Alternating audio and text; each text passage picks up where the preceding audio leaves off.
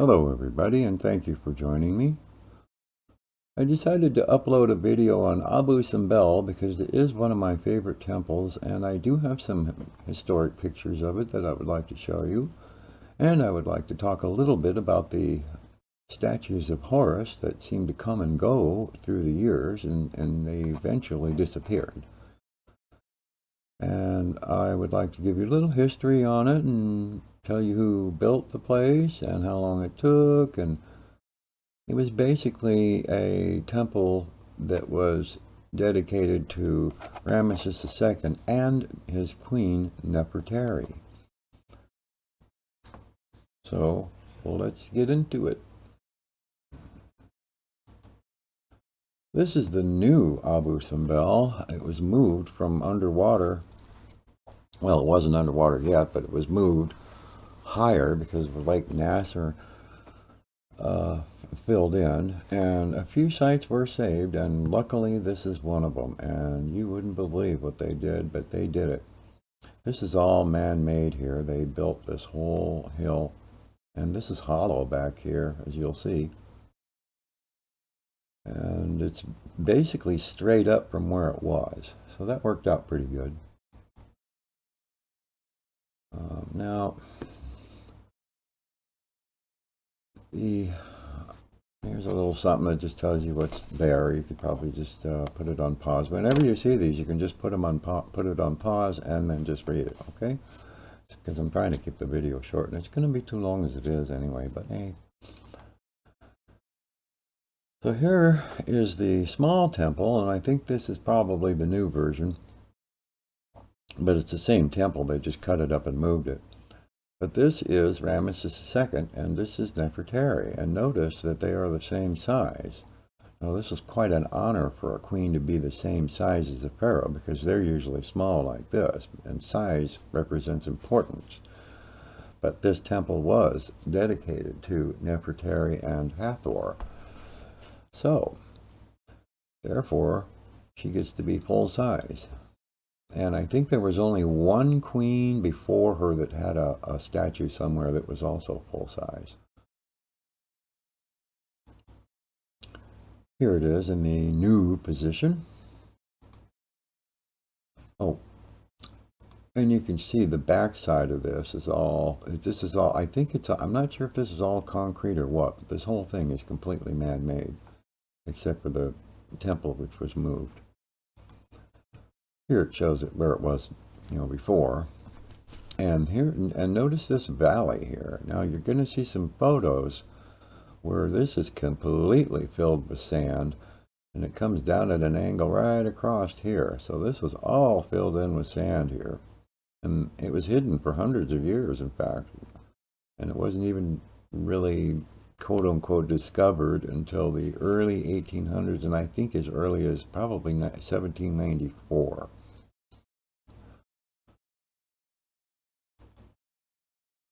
Here's a map showing where it is. It's down here. And this is Lake Nasser, and the dam is way up here. Aswan High Dam. Temple of Isis from Philae is up here.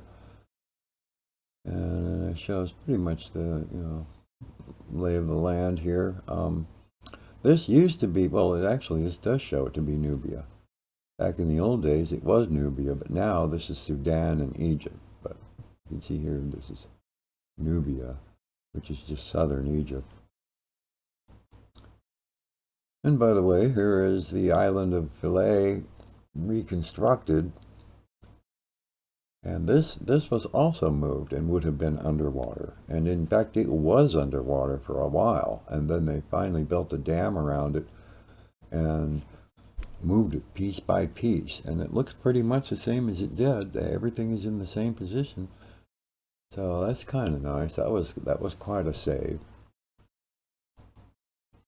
So here's a really old photo. I'm imagining this has got to be from at least the 20s or earlier, but I'm going to zoom in here and show you the statues that I'm talking about. And there's one here, and that's Horace, and there's another statue here of Horace. That's Nefertari, and of course these are all Rameses II. And And then we have children and people down here. And then we have statues of Horace. You'll see them better later, but there's usually these statues, and then Horace is forward of these statues. And we have 4 here.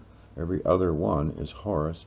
And the same, was over here the same way, but obviously they've been, pretty well smashed up there. And this photo has a gate in here, so it must have been open for business. Notice the knee is not missing a big piece here, and this has been fixed somewhat. So anyway, there are the 2 statues of Horace that I noticed disappeared, basically. One at a time, and it seemed like one reappeared, and then next thing I knew, they were all gone. And it's hard to date these photos because they really didn't come with dates. There is some writing on some of them, but it's just too hard to tell, what it says. This is probably the new version, and the way you can tell is if you see the lines up here, the cut lines, and also the shape of this, if it's new or not. I don't know if that is the new one or not, but in any case, there are no statues. One of them should be right here, and the other one should be right here. And they're both gone. So I would imagine this probably is a late photo. And here we go again. This is when it was open for business. And notice the 2 statues are there. 1, 2. And then you can see now, notice this is broken off, that's broken off. That's Horace. And then there's another one. The Horace is always forward of the others because he's guarding. Okay, and then they were over here too, but they seem to be missing. But here are the 2 statues, plain as day, right there. And there's no missing piece on the knee, and this has been fixed. So, I try to use the different parts that were repaired through the years to try and get the chronological order of these photos, and that might help, in the investigation to find out where these small statues of Horace went. Here we have a shot of the statue here, but that one's missing. Again, there's no date, but it looks like a pretty old photo. And here we are, another old photo, the great temple of Abu Simbel. And we can see the man here standing by the statue of Horace, which seems to be, well established. And in fact, I think these are supposedly carved right out of the stone. I don't think they're just sitting there. I think they were actually carved, all with the stone here, so that they're actually attached. They're not attached, they're just part of it.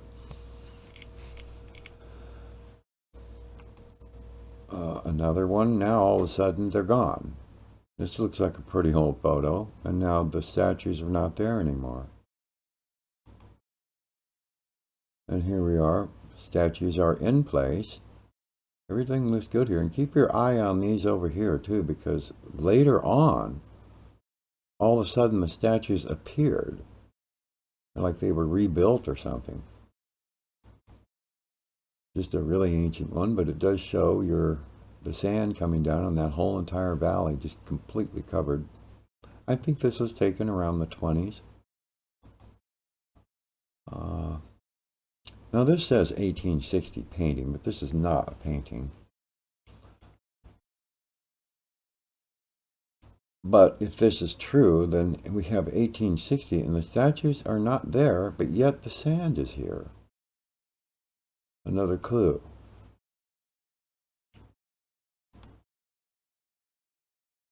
This is a slightly better picture showing the statues. We have Horace. Now this one's here. Here's Horace. And everything seems to be there. This is missing some stuff, but there's usually 1, 2, 3, 4, and there's 4 on the other side. The knee has either been fixed or it hasn't happened yet where that big chunk fell out. But it was put back, or at least it was fixed. And, oh no, this is the new one. Yeah, this is the new version. Sorry. Because you can see the cut lines up here. Okay. So, apparently when they moved it, this is supposed to be how it was. These statues were not there, and they did fix this right here. You can tell that this has all been patched in, but you can see the lines here plainly where they cut the blocks out. That's almost the only way you can tell the difference. Another of the old photos. And here, it's hard to see, but the statues are there, both of them. I don't know how old that photo is. Oh, and then we always check the legs to see how it's going with repairs here. To try to date these. Almost impossible to date them though. And then you can see the whole entire valley is just completely filled with sand. And that all had to be excavated. It used to be higher. And the first guy came in, the explorer, and they excavated, and they finally gave up. I guess it was just too much sand. Oh, here's Dandara before it was cleaned up. Copyright 1895 or 6. So that's over 100 years ago. It looks a lot better now. Here's the small temple dedicated to Nefertari and Hathor. Kind of hard to get the angle on here. Which one of these is Nefertari? I'm not sure. If I can tell, if I'm looking straight at it. And then just another picture showing that there is a statue of Horace down there. This one says before 1923. And notice the big piece missing out of the leg here. So if this was before 1923, and that piece is missing, that means that it had to have been fixed later, and then somebody snatched these off the ground. They probably sawed them off or something. And you know, it's confusing because you should at least see the top of the bird over here. And you could probably use William Henry Goodyear to try to get a date on when he was here. You can see there's major damage in here that was fixed later. And here we have another old photo with the sand still there. But I think the sand was removed and then it came back. But the statues are missing, both of them.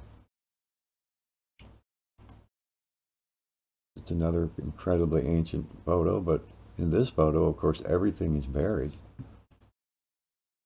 This is before they actually got in there and excavated. It says 1854 down here on the bottom, 1854. So that's pretty early. I would say the statues are probably both there right now, buried. This just shows the two statues there. I think we saw this one already. Oops, that was before 1923. What happened here? Yeah, sometime before 1923. But it looks like the knee's been fixed. But they're both there. Both birds. That is the bird. This is the bird. Here we have the birds are there. I call them birds, but it's actually Horace. This is the new one. And there are no statues there. They are gone. And then these have been sort of repaired or fixed. And look how good the knees and everything. This is kind of a fuzzy picture, though. Great Temple of Abu Simbel was completed in 1244 BCE. It is one of the crowning monuments of Rameses II the Great. He was also called Rameses the Great, the pharaoh who would become the model for Percy Shelley's poem Ozymandias. My name is Ozymandias, King of Kings. Look at my works, ye mighty in despair. Abu Simbel is a temple built by Rameses II, 1279 to 1213, in ancient Nubia, where he wished to demonstrate his power and his divine nature. 4 colossal statues of him sit in pairs flanking the entrance. The head and torso of the statue to the left entrance fell during ancient times, probably a result of an earthquake. Now, why they didn't just put that back on there when they moved it, I have no idea. They wanted to, oh, we want to look at like it was before. I really don't think it would have hurt, to take these big stones up here and put them back up. I mean, just think how nice that would look. This temple faces the east, and Horakti, one manifestation of the sun god, is shown inside the niche directly above the entrance. That would be up here. Okay, so that's Horakti. The alignment of the temple is such that twice a year the sun's rays reach into the innermost sanctuary to illuminate the seated statues of Ptah, Amun-Ra, and Rameses II and Horakti. The temple was cut out of the sandstone cliffs above the Nile in an area near the Second Cataract. When the high dam was constructed in the early 1960s, international cooperation assembled funds and technical expertise to move this temple to higher ground so that it would not be inundated by the waters of Lake Nasser. Two enormous rock temples at Abu Simbel were built in the 13th century during the reign of the 19th dynasty pharaoh Rameses II, known as Rameses the Great, and his Queen Nefertari.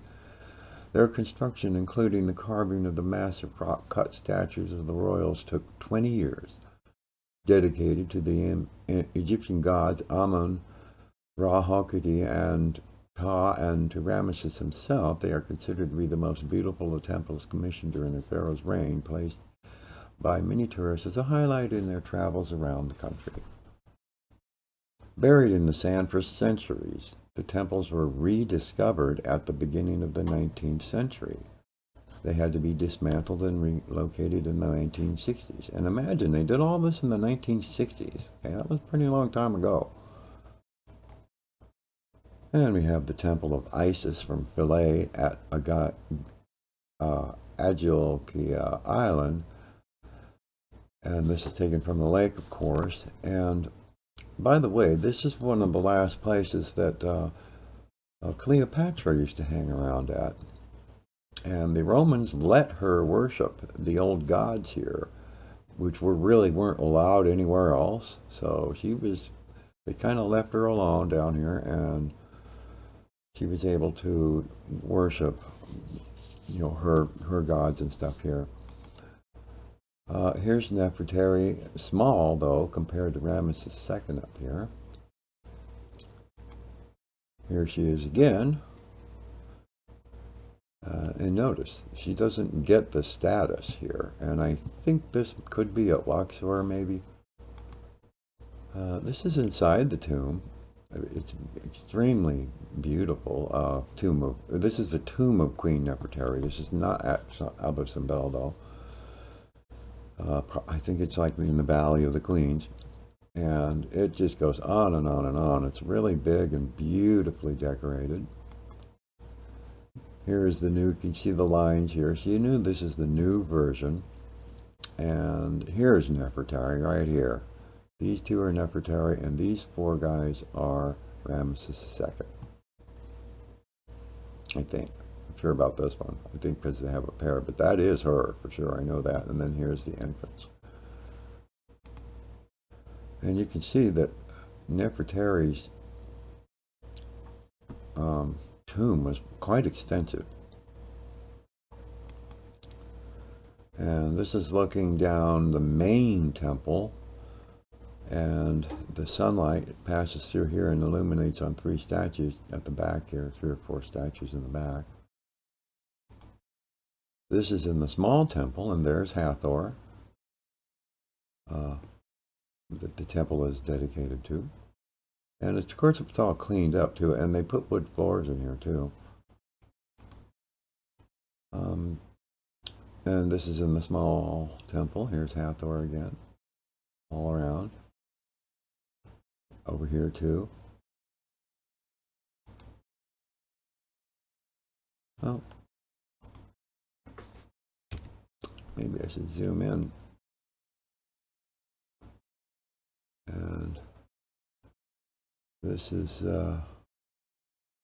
Oh, that looks almost like, I'm not sure what this one this is here. And these are Nefertari offering cisterns to seated goddess Hathor inside the small temple. This is the new moved one. And this, I'm not sure if this is the old one, but it sure does show these statues good. Here we have Horace, another statue. This one, all of a sudden this statue is in good shape. Have this Horace. Now this one is even, looks like more broken than ever. And then Horace again, but no Horace up here. And honestly, and then everything's been fixed here, of course. I'm not sure if this was before it was moved or not. It kind of looks like the new one. Let's see. Yeah, I guess it is, because we can see the lines up here. A little close-up of these statues here. Nice.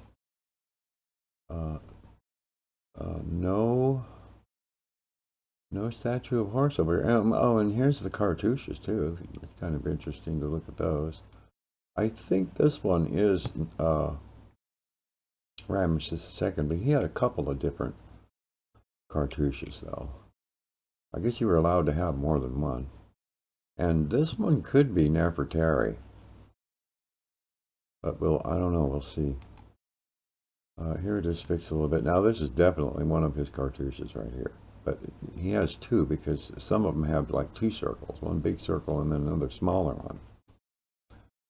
And this is the main temple, and notice the size of Nepetary. She's been scaled down here on this one because this temple is, his. Well, let's see.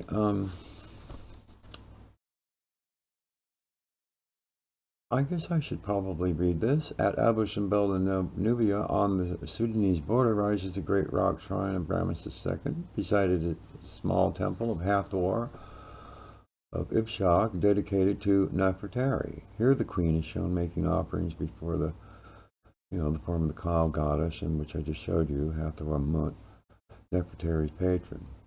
This in itself is impressive, but even more astonishing are the two enormous statues of the queen on either side of the temple. Entrance stands a colossus of Nefertari, flanked by a colossus of her husband. The two statues of the queen are every bit as large as those of Ramesses in Egyptian artistic tradition. The scale of an image, whether in 2 or 3 dimensions, signifies its relative importance. Kings are made larger than their wives. Children, courtiers, subjects, are enemies. For the queen to warrant a statue as large as her husband was an unparalleled honor. The text on the temple facade is similarly remarkable, for it declares, Rameses II has made a temple excavated in the mountain of eternal workmanship in Nubia for the king's great wife Nefertari, beloved of Mut, forever and ever, Nefertari, for whom the sun does shine. And this is in the big temple, and you can see they've gotten, put some nice wood floors in there. And down at the end of the hall, we have these 4 statues in here, and the sun twice a year. That's why the placement of these temples had to be just right, because on those 2 days of the year, the sun has to shine in here and shine straight down and lights up the back here. Here we have the small temple again. Oh, now this is how it really looks today. This is all hollow. They built this. I'm not sure if this is limestone or what on the ceilings. I think it is. This is all the actual temple, but it was carved out solid, so I'm not sure what this deal is. And of course they show it with the pieces that they could have easily put back. And this is basically how they did it. They piled everything on, and it's totally enclosed inside. It's open, I mean.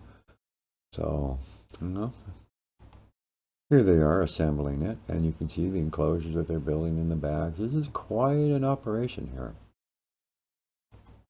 Here they are lowering the one of the faces of Rameses II into place. Unsure if this is the new or the old. You zoom in, I swear, this is the new one. Yeah, you can see the lines. It's about the only way, that's the easiest way to tell anyway. And the rows of monkeys are up here, by the way. And this is the, what I just told you that is inscribed on the front. And here's the niche. And yeah, everything's been fixed. Of course, the statues of Horace are missing. So that is the newer one. I don't remember these plants. So this must have been like, you know, early 60s, maybe 70s. Inside the main temple. Main temple again. They've got it lit up down here. You can actually see them back there. I forgot who all these guys are here. Here's something else, though, that's pretty interesting. I did a video on this somewhere in my library there. I do have a video on this. At least I thought I did. And you should have seen this place before. It's just nothing but a pile of rocks. And how they ever put this together, I'll never know. But you should go ahead and put her on pause and read this. This has to do with Queen Hatshepsut and Mut. Senmut's tombs. Now, he built a couple of tombs over here, but he never finished them. And all evidence of her was destroyed by her stepson, Thutmose III, whose power she had usurped. And the first thing he did was he faced the temple of all mention of Hatshepsut and Senmut. And Senmut was Hatshepsut's builder, you know, architect. And here's Nepetary next to the gigantic Ramesses II. And notice how she's small. I think this is at Luxor, or it's at the other Ramesses temple. This is looking straight on. Here is, and this is the new one. You can tell by the lines. They could have patched those a little better, I think. But here she is. Here. These are all Ramesses II. Otherwise. And here is the temple of Ramesses II. Now, on these big temples, pharaohs had a habit of adding their own sections.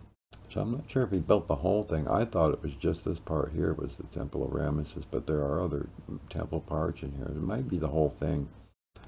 Here it is looking from the air. Here's what we just looked at. So, you know, this is like the Thebes area, and I'm pretty sure that this is the Valley of the Kings and Queens are in here somewhere. Oh, yeah, and here is, well, there it is. Hatshepsut's temple. And the Nile, of course, over here to the right.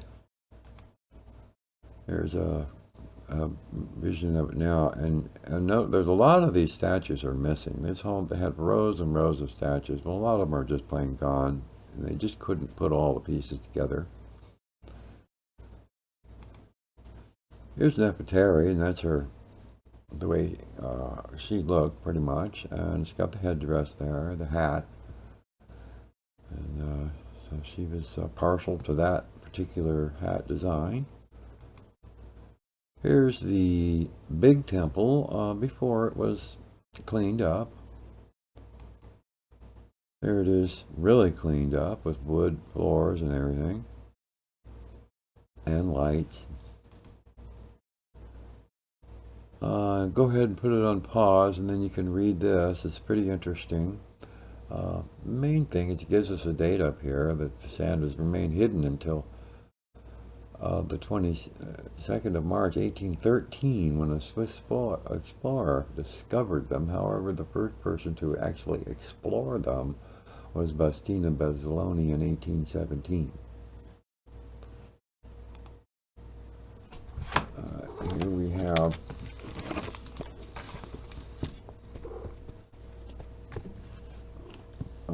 Hathor, I guess. This must be about that much Nepetary. I'm not sure who they are. That's in the small temple. I think, yeah, small temple. There we go. Small, yeah, it's a small temple.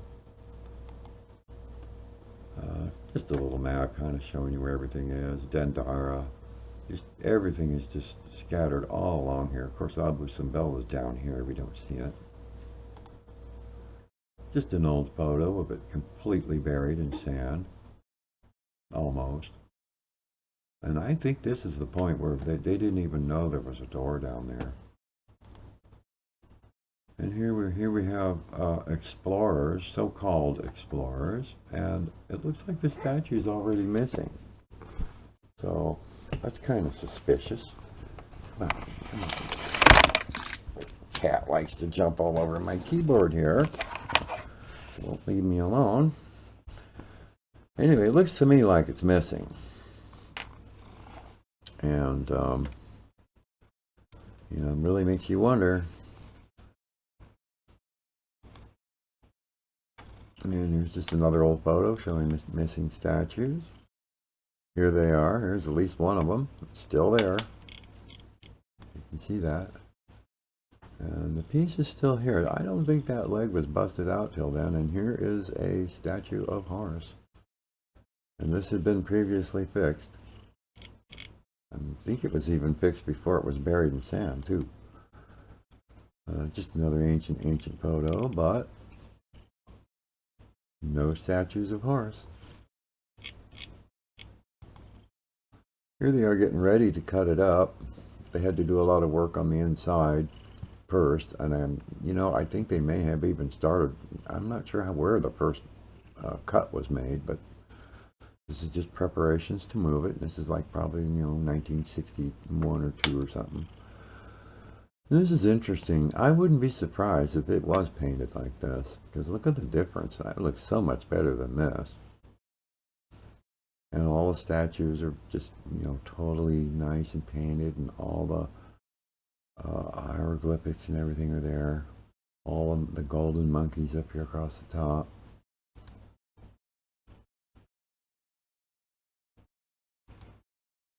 And here we have Abu Simbel down here at the bottom.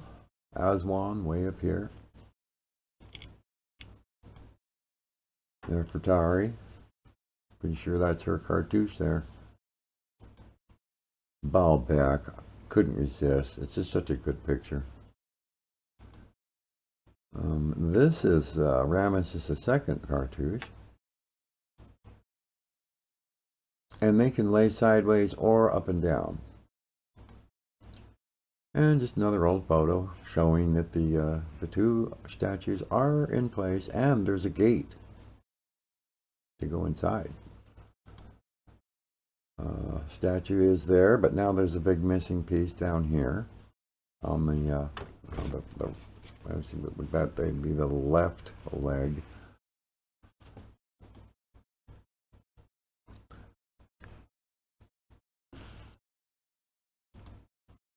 So here's just a few pictures of Horace in the form of the statue, the bird.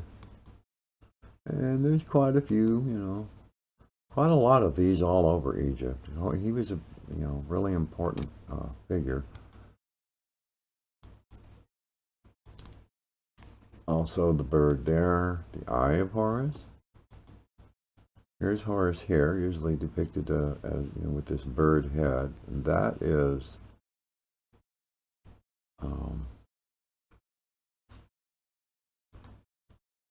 Anubis. And he is all has to do with the underworld.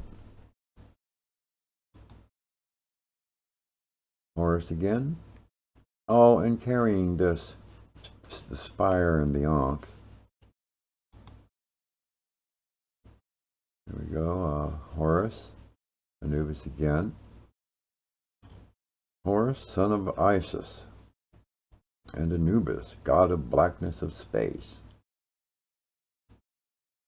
And I don't recognize these cartouches here.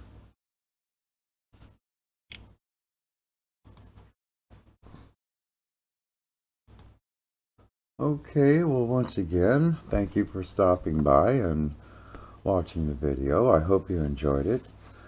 And be sure and let me know if you like it or not, because when I see likes, it encourages me to make more videos. And I really want to get this next one out of the way as soon as possible. And it's about what they call Cleopatra's Needle.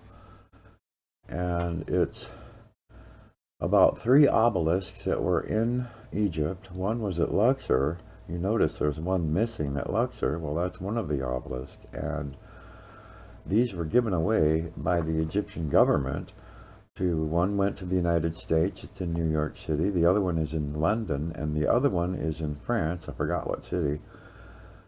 So it'll be quite an interesting video. I'll try to get it done. But, you know, I put things off. But anyway, thank you, and we'll see you on the next video.